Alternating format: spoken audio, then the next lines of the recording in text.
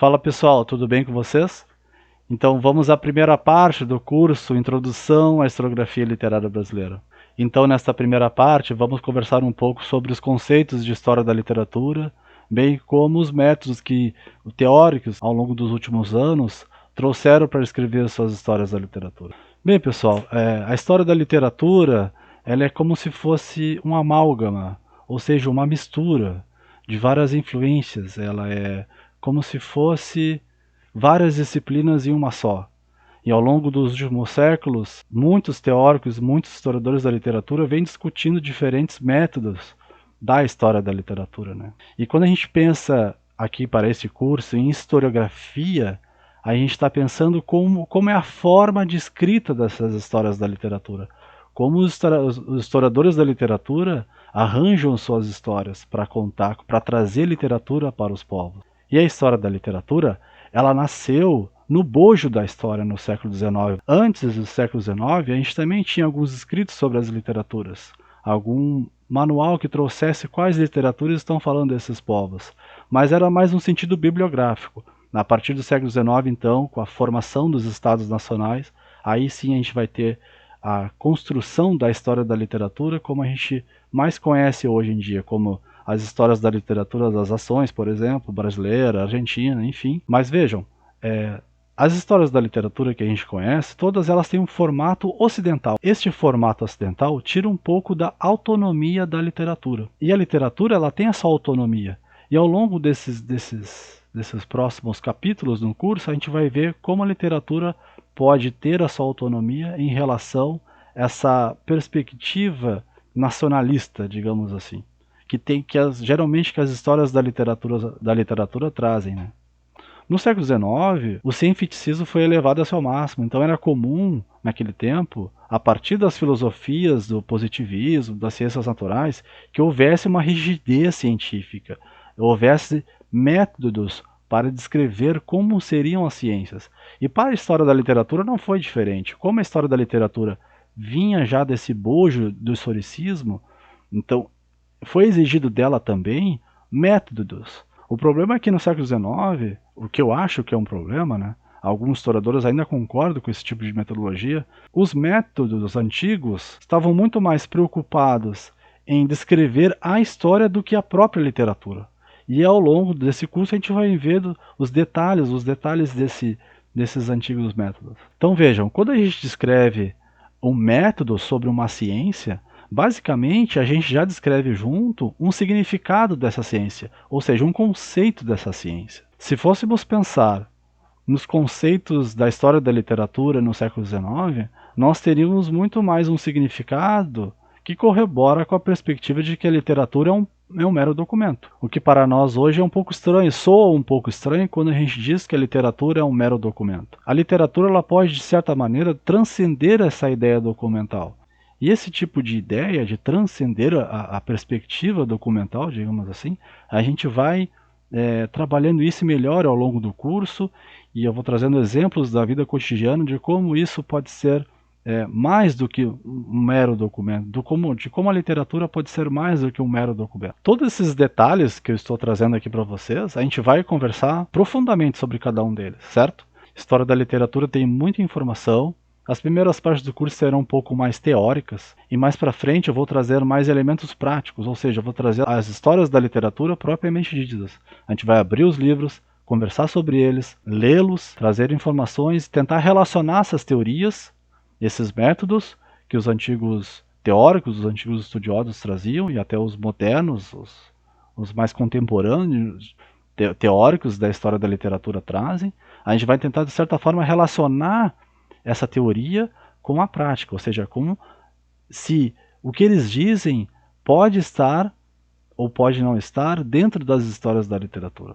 É preciso lembrar também que toda essa ideia de conceito, de história da literatura, os métodos que nós trazemos para a história da literatura, elas são discussões muito mais voltadas para o ambiente da pós-graduação do que a graduação. A graduação é sempre uma pincelada, né?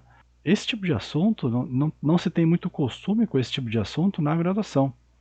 Esses assuntos são mais voltados para, então, cursos de mestrado e doutorado. Nós temos na FURG um curso de História da Literatura, temos também na URGS, temos uma área voltada para a História da Literatura, na PUC temos disciplinas que tratam de História da Literatura, temos também em São Paulo, no Rio de Janeiro, mas esses assuntos então são mais explorados nas pós-graduações do que nas graduações. Não quer dizer também que sejam tão irrelevantes para a graduação, pelo contrário, são assuntos pertinentes à medida que a gente vai trazer esses assuntos mais ao longo do curso para a sala de aula. Então, para os graduandos em letras também acho que é um pouco interessante sim a gente saber um pouco desses conceitos, desses métodos, para caso o aluno de alguma forma pergunte professor, qual história da literatura eu leio? Para que serve uma história da literatura? Nós nunca esperamos quais as perguntas que os alunos vão fazer futuramente quando eles estiverem em sala de aula. Então, caso um aluno teu chegue e pergunte, professor, qual história da literatura eu devo seguir? Qual historiador eu devo ler? Então, esse curso é basicamente também para ajudar aqueles que estão se formando em letras e também, quem sabe, em história, por que não? Para ajudar a se indicar também. Uma forma de indicação de histórias da literatura que são muito mais voltadas para a ideia didática, para a ideia de ensino, do que outras, enquanto outras são mais teóricas. Então, se o aluno perguntar, professor, qual história da literatura eu devo ler? Por onde eu começo? Qual seria a melhor história da literatura? Porque a história da literatura também tem essa função, né? Essa função de guiar, de guiar através dos tempos a literatura. Eu pretendo trazer aqui as primeiras histórias da literatura mesmo, conversar um pouco das primeiras histórias da literatura, aquelas que não tinham nem uma periodização literária, contar um pouco das nossas primeiras histórias da literatura, incluindo as mais raízes de historiadores, fundadores da nossa história da literatura, como Ferdinand de Denis e Almeida Garrett, Ferdinand de Wolff, que são assim os primeiros historiadores da literatura no Brasil. Pretendo trazer então esses historiadores mais antigos, como também os mais modernos, como José Guilherme Melchior, Luciano Esteban Picchio, em suma, diferentes nomes que estão contidos realmente na historiografia literária brasileira. Outro ponto a ser explorado aqui para esse curso é que à medida que eu for falando também, e eu tenho alguns escritos anotados aqui, haverão leituras e muitas vezes haverão também slides. E para essa primeira cena aqui eu vou ler alguns trechos de um livro aqui que eu já vou mencionar qual é. E o curso vai se basear assim, com leituras, com slides e, claro, essencialmente comigo falando aqui para vocês. Vale lembrar que algumas leituras não estarão na tela do computador, vocês não haverão a leitura, o escrito da leitura no caso, né? Mas eu vou ler aqui em voz alta e vocês, caso queiram anotar, é só pausar o vídeo, anotar tranquilamente ou diminuir a velocidade. Então, como eu dito, retomando lá o pensamento inicial que eu tinha quando eu comecei o assunto aqui no curso, é que como era esse método então do século XIX em relação à história da literatura? E quando eu falo em método, pessoal, eu quero dizer assim, quais são os passos que o historiador da literatura usa para construir a sua narrativa? Como fazer uma história da literatura, certo? Para a história da literatura, houveram estudiosos que realmente escreveram quais são os passos que o historiador da literatura deve tomar para escrever essa narrativa. A gente tem na França o professor Gustave Lençon. Em 1904, ele escreveu, na verdade, em uma conferência, ele falou para o público alguns métodos que o historiador da literatura tinha que seguir. E o Gustave Lençon foi uma referência muito grande depois para outros teóricos da história da literatura. O livro do Gustave Lençon é esse aqui, é um livro em francês. A minha edição que eu tenho aqui, desse livro, é de 1925.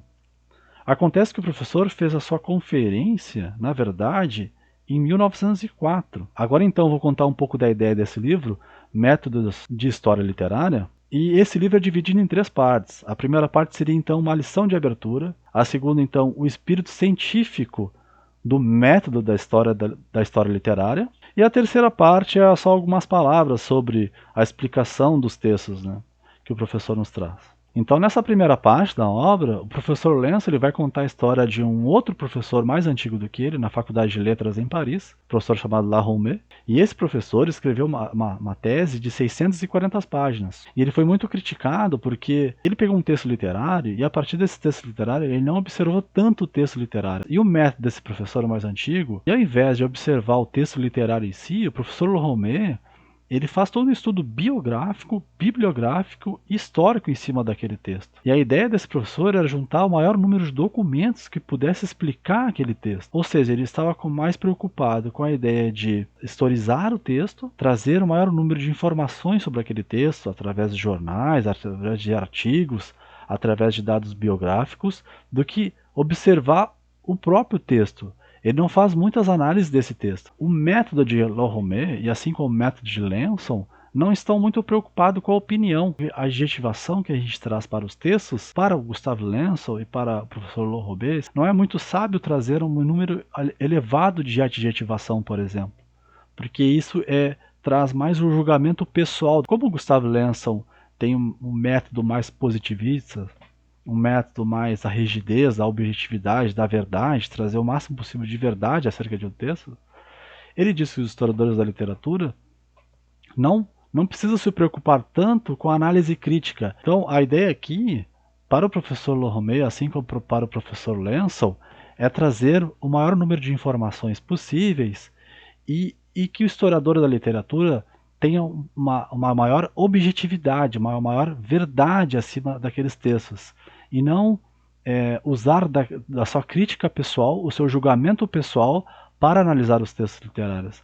É claro que, de alguma forma, o professor Lençon e o professor Laromé tentam separar o que é crítica literária e o que é história literária. Muitas vezes esses dois estão unidos por si só. Vejam que esse método é um método muito antigo que hoje em dia a gente não usa mais. Os historiadores da literatura mais contemporâneos usam os seus posicionamentos críticos, é claro, e também usam os seus posicionamentos históricos acima daquele texto. Hoje em dia a gente tem uma proposta de história da literatura totalmente diferente. Nós contemporâneos não separamos a crítica literária da história literária. Que Lençon pondera que a tarefa do trabalhador, ou seja, do historiador literário, é fornecer todos os fatos, todos os materiais, todas as discussões e todas as soluções úteis para o conhecimento completo e preciso da obra. Nas palavras de Lençon, não há necessidade de o historiador da literatura ser erudito, basta que ele forneça o maior número de informações acerca daquele texto literário. Claramente, para o professor Lençon, ele tem uma preferência pessoal em relação a esse tipo de método. Ele não acha interessante para a história da literatura uma análise sistêmica da literatura, propriamente dita. Para nós contemporâneos, esse tipo de método, mais do século XIX, já está mais em desuso, porque aqui a gente faz uma relação da crítica literária com a história literária. O professor Lençon, assim como o professor Laromé, eles tentam de alguma forma derivar de um método mais exato, num sentido de cuidadoso para medir a quantidade de certeza em um texto literário. O grande problema desse método, ao meu ver, e na análise de muitos críticos, é que eles enxergam a literatura de forma documental. Não é que o método deles esteja errado, é que essa rigorosidade documental, e esse documental bastante entre aspas, afasta toda uma proposta estética ou até transcendental que a literatura pode trazer para nós. E acho que o ponto-chave para explicar mais o método de Gustave Lençon, do professor Gustave Lençon, é abraçar o maior número de realidades possíveis acerca daquela obra. Então, com essa ideia de verdade e objetividade a seu máximo, para que não haja nenhum desvio dessa objetividade, dessa realidade, o método deles é estudar mais a sociologia da obra, mais a biografia, mais a historicidade da obra do que a própria obra em si, do que o próprio texto literário em si. Então as perguntas básicas que esses autores fazem, esses autores mais antigos da história da literatura, é: quem é o autor dessa obra? Qual a biografia do autor? Qual a psicologia do autor? Qual é o seu trabalho? Qual é o seu grupo? Quais são os seus gêneros? Com quem esse autor se relaciona? Vejam que ele está muito mais preocupado com o autor do que com, sei lá, com as personagens da obra do autor. E a gente tem casos bastante elucidativos em relação a isso com o historiador da literatura Silvio Romero, que escreveu História da Literatura Brasileira no século XIX, nós vamos ver como essas perguntas se encaixam muito bem na história da literatura de Silvio Romero. Porque o Silvio Romero também faz essas mesmas perguntas. Quem é o autor dessa obra? Qual é a biografia do autor? E vou trazer exemplos bastante nítidos para explicar essa teoria de Gustav Lenson. Bem, entrando na segunda parte do texto de Gustav Lenson, ele lança uma seguinte questão: em que medida ousamos afirmar que estamos fazendo um trabalho científico na história literária? E para responder essa pergunta, ele faz uma analogia com as ciências naturais. Ele fala assim: a análise dos elementos químicos do açúcar só pode soar metafórico ou poético para o historiador da literatura.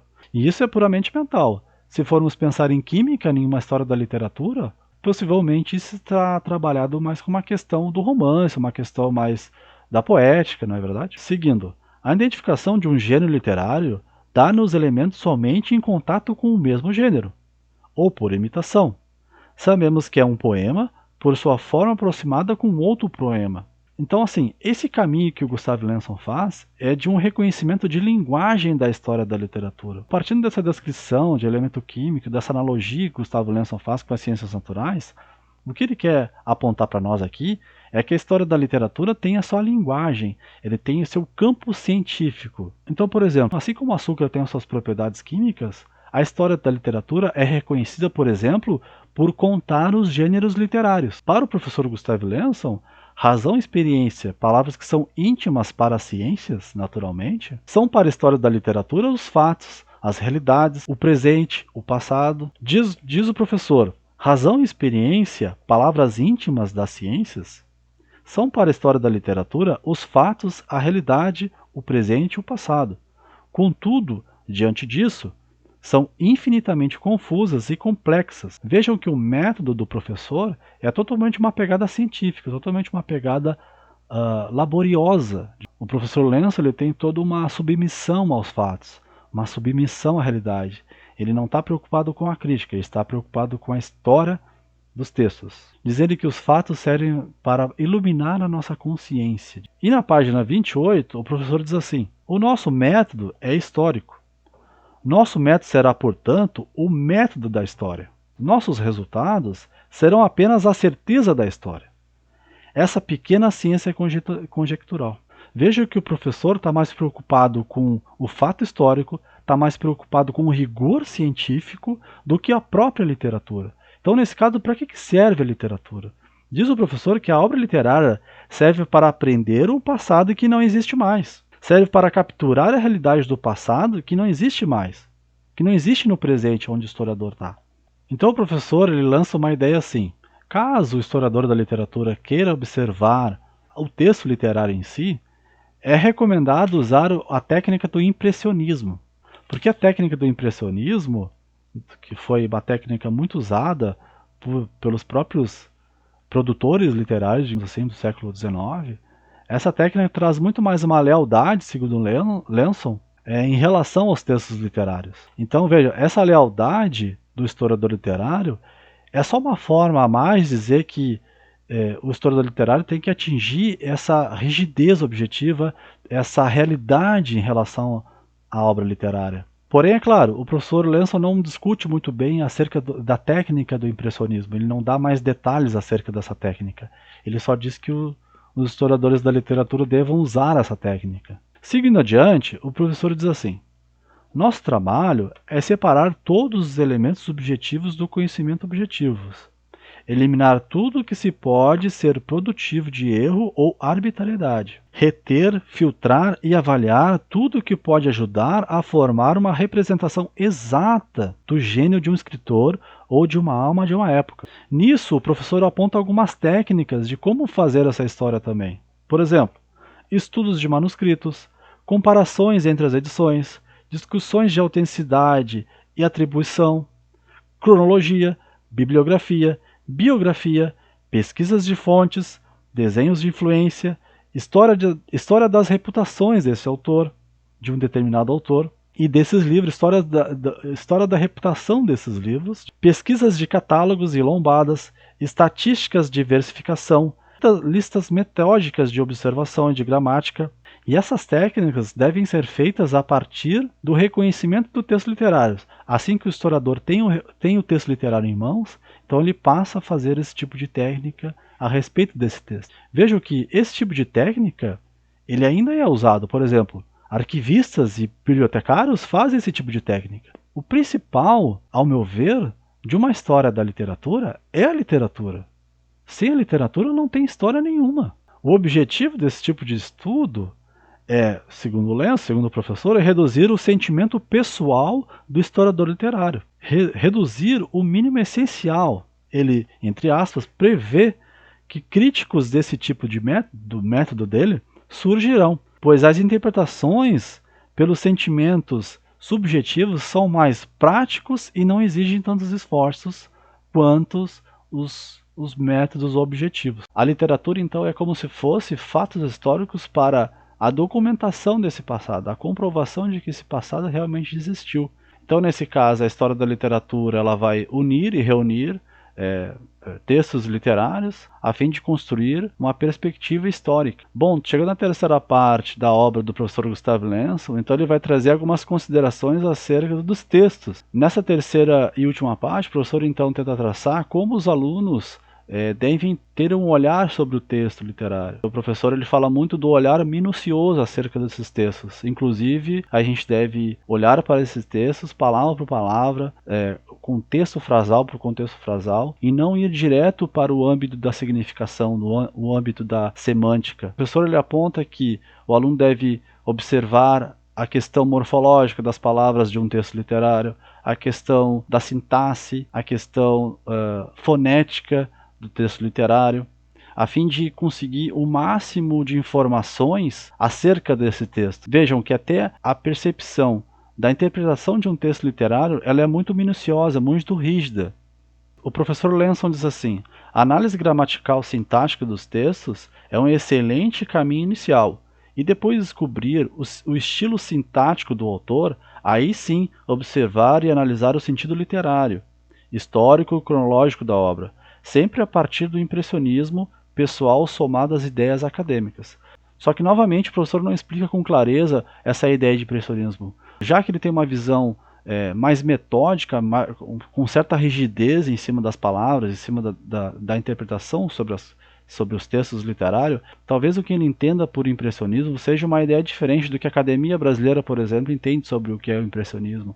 Então, nos últimos trechos da obra do professor Lençon, ele comenta uma coisa interessante que eu já estudei isso quando eu li o texto de Hans Robert Jauss durante as aulas do mestrado. O Jauss ele aponta que existe um horizonte de expectativas para cada geração. De tempos em tempos, as gerações têm uma interpretação diferente à sua anterior. E é interessante observar que o professor Lençon ele fala mais ou menos na mesma linha desse horizonte de expectativas que o Jauss apontou na década de 60 do século XX. Ele fala assim: cada geração lê seu pensamento ou ideal nas obras-primas da literatura. Cada século os refaz à sua própria imagem.